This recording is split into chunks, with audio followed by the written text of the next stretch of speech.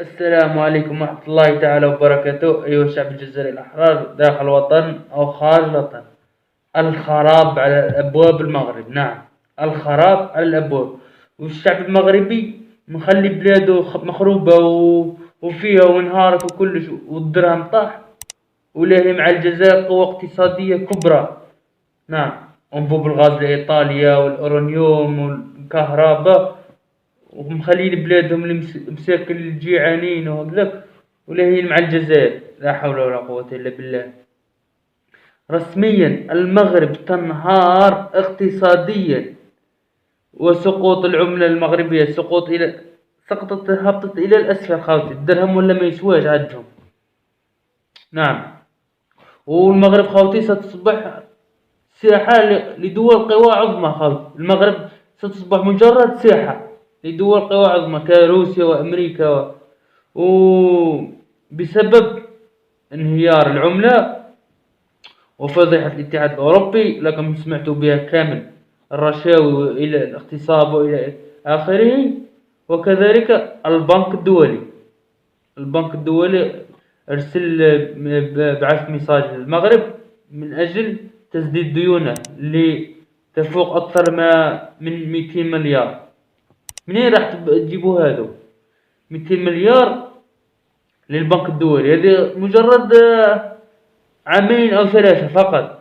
هذه جابوا 200 مليار لمدة 3 مواسم فقط. خلي على ربي الباقي، ما ناش عارفين كامل، ما ناش عارفين شحال راها. المغرب سلفت من مليار دولار من أجل تخريب البلد، وليس من أجل تعميم البلد، من أجل تخريب المغرب.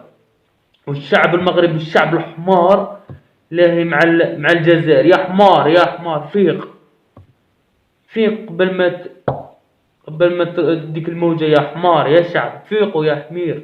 بلادكم انهارت وبلادكم راحت.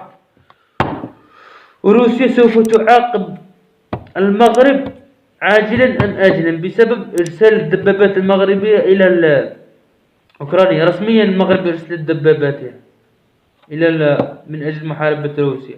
وروسيا ما تلعبش خاوتي في هذو الصوالح، لأنها سوف تعاقب كل من رسل الدبابات إلى أوكرانيا. ألمانيا والمغرب وأمريكا، هذه الثلاثة. لكن ألمانيا وروسيا والمغرب هما اللي سوف تعاقبهم بأشد عقوبات، والوقت بيناتنا خاوتي. وما تنسوش دوك هذو الأيامات زيارة لافروف وزير روسيا إلى المغرب، إلى بوسبير، من أجل النقاش على الدبابات، لأنها سوف تعاقبها.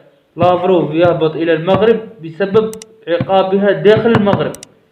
يقولهم بلي راح نعاقبكم داخل المغرب، وما يخافش. روسيا دولة قوة عظمى، منين تخاف؟ من المروك اللي فيها زوج جدارمية تخاف منه؟ متقدرش تخاف منه.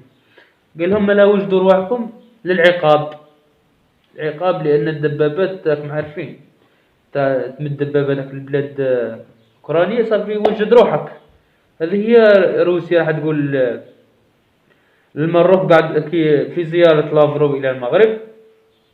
وانتم يا شعب ابقوا الهوا مع الجزائر، دولة قوة عظمى راحت اقتصاديا وثقافيا، وانتم بلادكم رايح الاقتصاد لا، انهارت رسميا بلادكم. وانتم ابقوا هذو الايامات. سؤالي بك، اين الملك؟ الملك تاعكم وين راح الملك تاعكم؟ في القابون يتمتع ويتفشلقوا يبقى عبزوف، وانتم قعدوا هنا. الجزائر يلعبت بها. الحمد لله رانا عايشين من خيرات ربي سبحانه. الحمد لله لك يا ربي. وانتم قعدوا ومحوا كي الكلاب.